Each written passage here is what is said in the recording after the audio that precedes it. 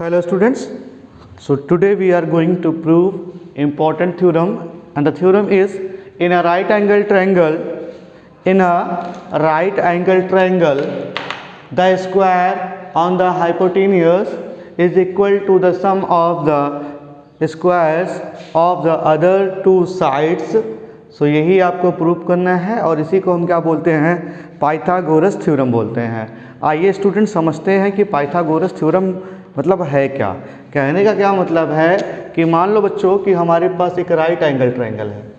ये क्या है, एक राइट एंगल ट्रायंगल है। होप दिख रहा होगा कौन सा ट्रायंगल है ये हमारा क्या है, एक राइट एंगल ट्रायंगल है।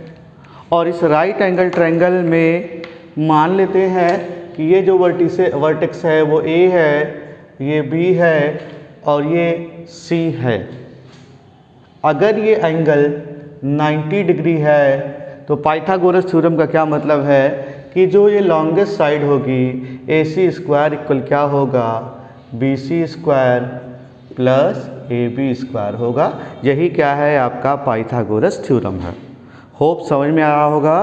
पाइथागोरस थ्योरम क्या है कि the square of the longest side is equal to the sum of the square of the other two sides. और यही जो लॉन्गेस्ट साइड है उसे हम क्या बोलते हैं स्टूडेंट, हाइपोटेन्यूस बोलते हैं। क्या बोलते हैं, हाइपोटेन्यूस बोलते हैं। ये वर्टेक्स आपका ए है, ठीक है स्टूडेंट्स। सो आपको समझ में आ रहा होगा मेरे कहने का क्या मतलब है। सो चलिए आगे बढ़ते हैं। हमें ऐसा प्रूव करना है तो पहले ये समझ लेते हैं हाइपोटेन्यूस किसको बोलते हैं, परपेंडिकुलर किसको बोलते हैं, बेस किसको बोलते हैं।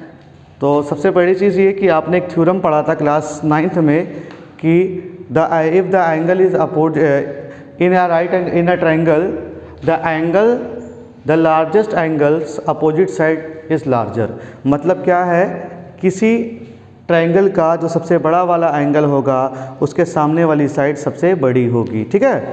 तो राइट एंगल ट्रायंगल में जाहिर सी बात है कि 90 डिग्री जो होगा सबसे बड़ा वाला एंगल होगा तो उसके जो सामने वाली साइड होगी वो सबसे लॉन्गेस्ट साइड होगी। और इस लॉन्गेस्ट साइड को हम क्या बोलते हैं, हाइपोटेन्यूस बोलते हैं। क्या बोलते हैं, हाइपोटेन्यूस बोलते हैं। और बाकी ये बेस हो जाएगा, ये परपेंडिकुलर हो गया, ये इंटरचेंजेबल है। इसको आप कहीं भी इधर उधर कर सकते हो। इसको भी परपेंडिकुलर मान सकते हो, इसको भी परपेंडिकुलर मान सकते हो। बस शर्त क्या है, आप एंगल कौन सा लेते हो, ठीक है ना। अगर एंगल ये ले रहे हो तो ये परपेंडिकुलर हो जाएगा, ये बेस हो जाएगा। और अगर एंगल ये लोगे तो बेस ये हो जाएगा। वो समझ में आएगा। और पाइथागोरस थ्योरम है क्या, मोटा मोटा ऐसा समझ लो कि ए सी स्क्वायर इक्वल क्या होगा, B C square plus A B square का। जब कोई राइट एंगल ट्रायंगल होगा तो जो हाइपोटेन्यूस का स्क्वायर होगा वो परपेंडिकुलर और बेस के स्क्वायर के सम के बराबर होगा। Perpendicular square plus base square के इक्वल होगा। होप अच्छे से समझ में आया होगा। और हमको प्रूव क्या करना है, हमको यही ऐसा करना है, ठीक है ना। अब बच्चों देखो क्या है, जब भी किसी हम थ्योरम को प्रूव करते हैं तो जो गिवन होता है उसे हमें लिखना पड़ता है। तो जो दिया हुआ है पहले बच्चों वो लिखते हैं। गिवन क्या है,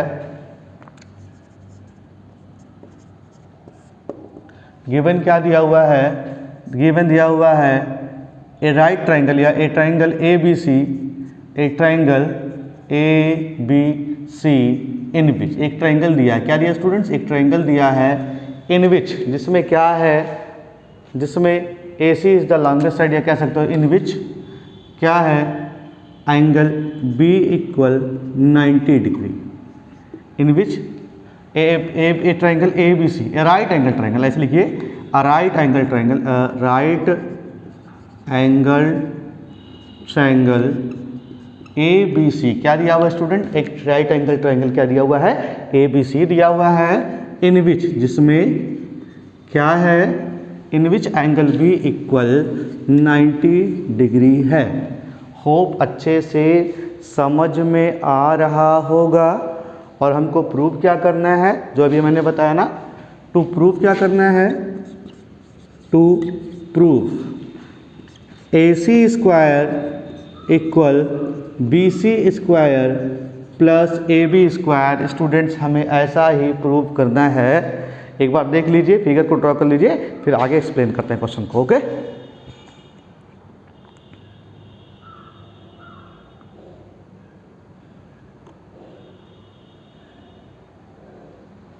होप स्टूडेंट्स आपको दिख रहा होगा, डेफिनेटली आपको समझ में आ रहा होगा, नोट कीजिए।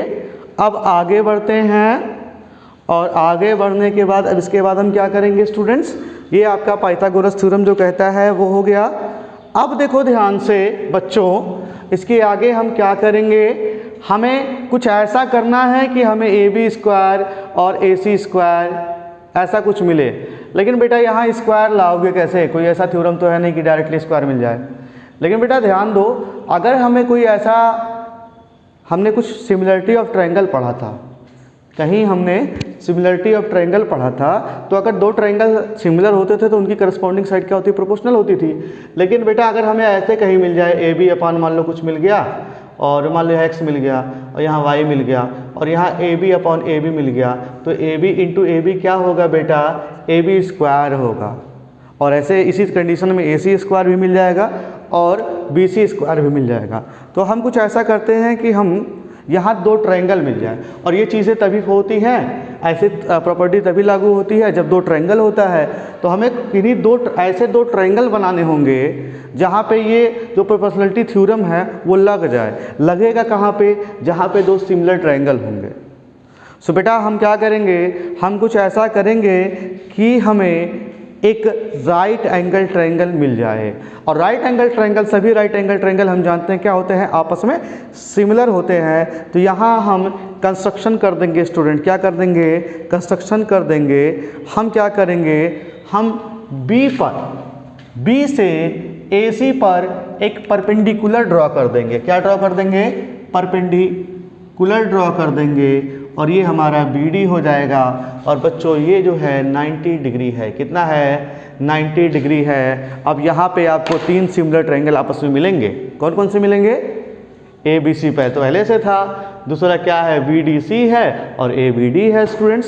सो कुल मिला के आपको तीन सिमिलर ट्रायंगल मिल गए, और बारी बारी कुछ हम ऐसा करेंगे कि हमको स्क्वायर मिलता चला जाए और प्रूव हो जाएगा।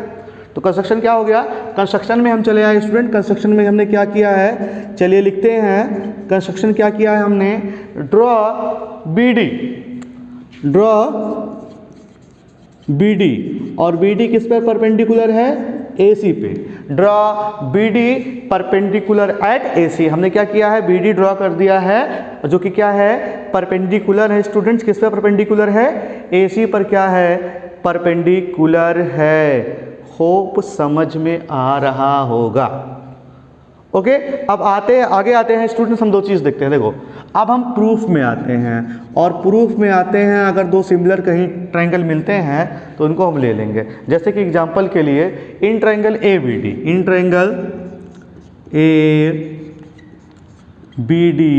एंड दूसरा ट्रायंगल ले लेते हैं ABC। In triangle ABD and triangle ABC we have, क्या है हमारे पास, देखो ध्यान से बच्चों, एंगल A दोनों में पड़ रहा है कि नहीं पड़ रहा है, यहाँ भी A है और यहाँ भी देख लेते हैं। जो आपका ट्रायंगल ABD होगा, ABD उसमें ये एंगल A पड़ेगा, और दूसरा ट्रायंगल जो होगा ABC उसमें ये एंगल A पड़ रहा है कि नहीं पड़ रहा है, पड़ रहा है ना। दोनों में क्या है, कॉमन है। क्या है स्टूडेंट्स, कॉमन। तो क्या लिख सकते हैं, angle A equal angle A, ये क्या है, कॉमन है। दूसरी चीज क्या है, जो एंगल ACD है, क्या है, एंगल ACD और एंगल जो आपका है ACD और ABC है, ABC इक्वल क्या है, 90 है। ईच क्या है, 90 है ना। दो एंगल्स किसी ट्रायंगल के आपस में इक्वल हो जाते हैं तो वो दोनों ट्रायंगल आपस में डेफिनेटली क्या होंगे, सिमिलर होंगे। सो देयरफॉर क्या लिख सकते हो, यहाँ आपको दिख रहा होगा, therefore what you can write, therefore we say that triangle ABD is similar triangle ABC. Now by similarity of triangle, यहाँ क्या लिख सकते हो, by एंगल सिमिलरिटी, किससे, एंगल सिमिलरिटी से। डेफिनेटली समझ में आ रहा होगा स्टूडेंट्स। आगे बढ़ते हैं। सो क्या हो जाएगा, अब जो अगर कहीं दो ट्रायंगल आपस में क्या है, सिमिलर है, तो वहाँ क्या कंडीशन फॉलो होती है स्टूडेंट्स, इनकी करस्पॉन्डिंग साइड क्या होती है, इक्वल प्रोपोर्शन में होती है। इस तरीके से क्या होगा स्टूडेंट, हम लिख सकते हैं सो AD अपॉन क्या होगा, AD के अपॉन AB होगा ना, परपेंडिकुलर अपॉन परपेंडिकुलर। देखो ये परपेंडिकुलर AB है, इसके लिए परपेंडिकुलर AB है, तो AD अपॉन AB इक्वल क्या लिख सकते हैं स्टूडेंट, इसके लिए क्या लेंगे, AB ले लेंगे। और इस देखो इस ADB के लिए ये हाइपोटेन्यूस है, ये ADB ट्रायंगल के लिए 90 डिग्री के सामने वाला है, तो ये क्या होगा, हाइपोटेनियस होगा। और ABC ट्रायंगल के लिए ये AC क्या होगा, हाइपोटेनियस होगा। होप अच्छे से समझ में आ रहा होगा स्टूडेंट्स। ओके, दिख रहा है आपको मैंने क्या किया है। अब और आगे बढ़ते हैं हम, इसके आगे क्या हो जाएगा, क्रॉस मल्टीप्लिकेशन करेंगे तो क्या होगा, AD इंटू क्या हो गया बच्चों, AC हो गया, इक्वल क्या हो गया मेरा, AB स्क्वायर हो गया। इसको मैं इक्वेशन नंबर फर्स्ट मान ले रहा हूँ, फिगर थोड़ा आप बगल में कर लीजिएगा, ठीक है ना।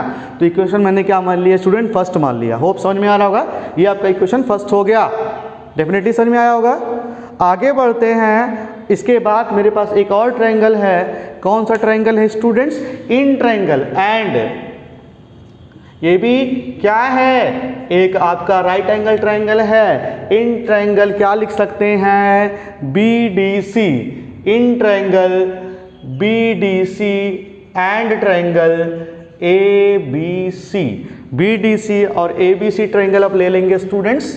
ओके, चलिए आगे बढ़ते हैं। अब इन दोनों में क्या है, angle B equal angle B which is common in both the triangles. इन दोनों ट्रायंगल में एंगल B क्या है, कॉमन है। Yes, angle B is common in both of the triangles. इन दोनों ट्रायंगल में क्या है बच्चों, एंगल B क्या है, कॉमन है।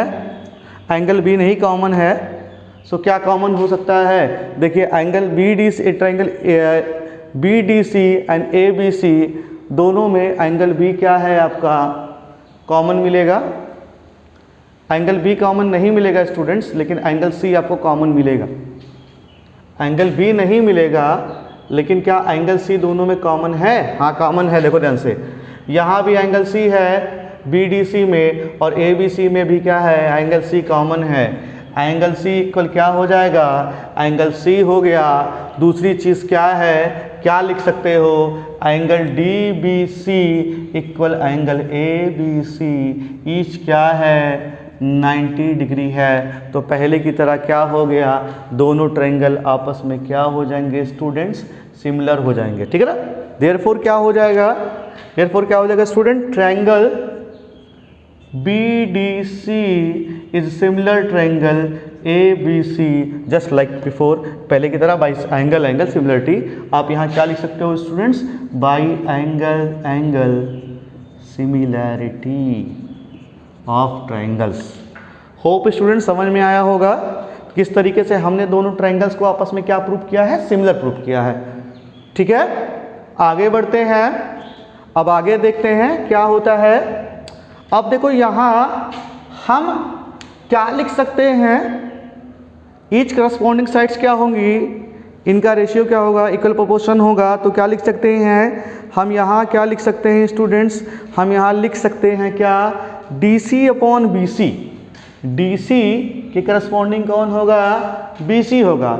इस DC के ये बेस है और ये इसका बेस है, तो DC अपॉन क्या हो गया, BC हो गया।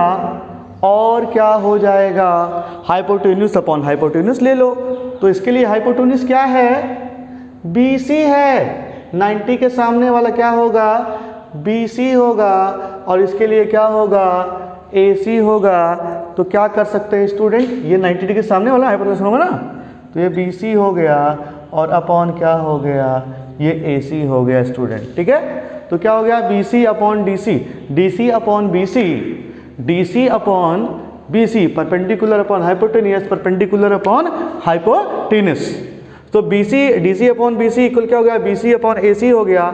इम्प्लाइज दैट स्टूडेंट्स क्या होगा, यहाँ क्रॉस मल्टीप्लिकेशन करेंगे तो DC इंटू क्या होगा, DC इंटू क्या हो जाएगा स्टूडेंट्स, AC हो जाएगा, और BC इंटू BC क्या होगा स्टूडेंट्स, BC स्क्वायर होगा। क्या होगा, BC स्क्वायर होगा स्टूडेंट्स। होप दिख रहा होगा। इसको हम इक्वेशन नंबर फर्स्ट था ये, और इसको सेकंड मान ले रहे हैं। अब एक चीज़ ध्यान से देखो, हमें लाना क्या है, BC square plus AB square. हमने पाइथागोरस थ्योरम में क्या लाना है, BC स्क्वायर प्लस हमें क्या लाना है, AB स्क्वायर लेना है। अगर दोनों इक्वेशन को हम ऐड कर देंगे तो डेफिनेटली हमें BC square plus AB square मिल जाएगा। तो यहाँ हम क्या लिख सकते हैं, adding equation first and second, adding equation first and equation second. अब स्टूडेंट्स जब हम इक्वेशन फर्स्ट और इक्वेशन सेकेंड को ऐड करेंगे तो होगा क्या, आइए समझते हैं। लेफ्ट हैंड में ऐड होगा, लेफ्ट हैंड साइड में लेफ्ट हैंड साइड वाला, राइट हैंड में राइट हैंड साइड वाला। तो क्या होगा बेटा, देखो ध्यान से, कहाँ है, ये हो गया AD इंटू AC, और यहाँ प्लस कर देंगे DC इंटू AC। होप समझ में आ रहा होगा। और ये हो गया AB square plus BC square. देखो इन दोनों टर्म में कुछ कॉमन है बच्चे, AC क्या है, कॉमन है। चलो बेटा बाहर आ जाओ तुम ब्रैकेट के। और ये क्या हो गया, AD प्लस में DC हो गया, इक्वल क्या हो गया, AB स्क्वायर प्लस क्या हो गया, BC स्क्वायर। ओके, अब देखो ध्यान से, AD में DC जोड़ेंगे तो मिलेगा क्या, देखो ध्यान से, ये AD है और ये DC है, दोनों को कनेक्ट कर देंगे तो AC मिलेगा। क्या मिलेगा, AC मिलेगा। तो what you can right, AC into AC equal AB square plus BC square. अब AC क्या हो जाएगा, AC स्क्वायर हो जाएगा equal AB square plus BC square. Proof क्या करना था, यही तो प्रूफ करना था। Hence what you can right, hence AC square equal AB square plus BC square proved. And hope you have understand. क्या प्रूव कर दिया हमने, that in a right angle triangle the square of the hypotenuse is equal to the sum of other two sides, which is BC square plus AB square, and we have proved, and this is called Pythagoras theorem because it is proved by Pythagoras. Note down, hope you have understand.